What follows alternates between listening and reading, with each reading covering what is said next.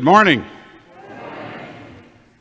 My name is Wes Llewellyn. Most of you know me by now. My wife Susie and I have been members for a number of years. I've been involved with fellowship, sing in the choir, and have served on different committees over the years. One such committee that I'm serving on now is the Stewardship Committee. And so I'm going to put my I just lost the microphone. See?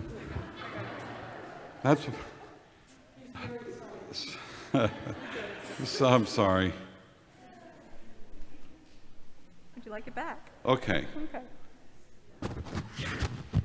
So I'm wearing my stewardship hat. And there was a comedian many years ago that started her routine by saying, "Can we talk?" Does anybody know who that was? Joan Rivers, of course. Well, I want to steal a page out of her playbook and just have a talk with you. And if anybody wants to jump in, just holler and it'd be just fine. When I was asked to serve on stewardship, I thought, I want to look into this more because stewardship has a lot of meaning. And so I just looked it up. What's the definition? And basically, it's to care for, to look over, to be responsible for, and but unfortunately, it's also synonymous with pledge drive. So a lot of times, when we say stewardship, we're really talking about a pledge drive, which takes place between now and the end of the year, and churches choose this time of year so they can tell what kind of income they're going to have and how to budget accordingly for the following year.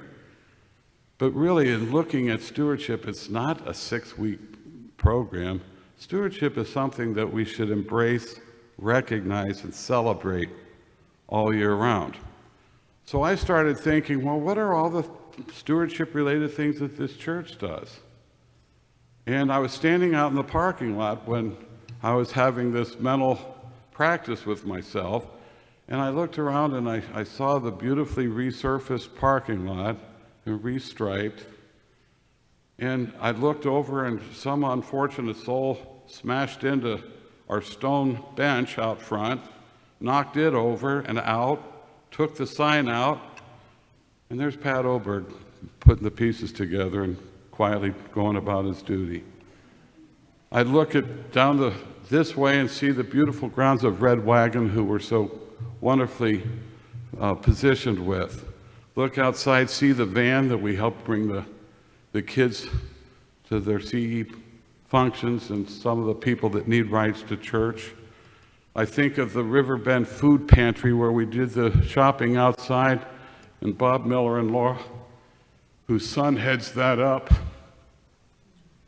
And I started to think, holy mackerel, I'm just standing outside.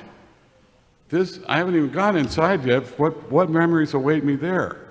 And so went in through the north entrance, and I started thinking about the Valentine's dinner review that we did to raise money for the kids. Sonny standing on her head was one of the tricks that we did in the review. We baked pies for the kids. We did the warm and fuzzies and the quilters and the essentials basket and the giving tree. Two of my favorite are the room right here, right beside us, the gathering place that was headed up by Nancy Lackey and Nancy Keller and Bill Keller. They went on sale, they bought things, they did a lot of the work themselves, they raised the money, most of the money themselves. Pastor Becky tells me that there's hardly a day that goes by that room is not in use. The other thing that I'm really kind of astonished with and proud of is our Windows campaign, the Let Light Shine. We saved these windows and we kept them, the energy savings, and so we also fell a little short of our goal. We celebrated having a successful campaign only to find out we fell a little short. And what happened? We came with our hat in our hand and said, hey, we need some help, and we got it. A couple of weeks ago, Maureen got here early and took a picture of that glass as the sun was streaming through in the morning. What a beautiful thing. So I sent an email out to the committee, the Stewardship Committee, and I said, rather than fret about attendance and fret about COVID and our budget concerns, why don't we recognize some of these things? Let's celebrate them rather than fretting and fussing over the stuff that is a little unfortunate and some things we don't have any control over. So what I do is I get an email back from the committee, of course, saying, hey, Wes, those were some great things that you just talked about, but what about VBS, Christian Ed, the Adult Forum, the NAMI Walk, the Refugee Clothing, the Card Ministry, World Relief, the Trunk or Treat.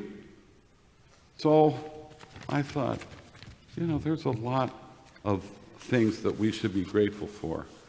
So I want to ask you, if you're involved with any of those things, if you're an usher or sing in the choir or do bells or any of these other ministries that we talked about or serve in any committees, would you please just stand up for a second?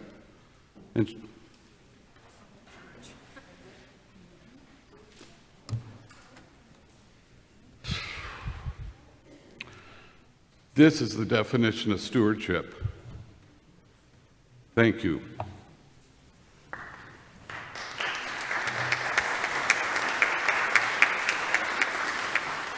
So, we have this big, beautiful building. It's not going anywhere. It needs tender, loving care. We inherited it. It's our legacy. It's our duty to maintain it. And we also have a staff, a very competent, able staff that we need to take care of with competitive and fair wages. So I'd like you to keep those things in mind as we start our stewardship campaign. And I'd like to end by saying two words that are really, really important when discussing stewardship. Anybody know what they are? Pastor Becky? Thank you.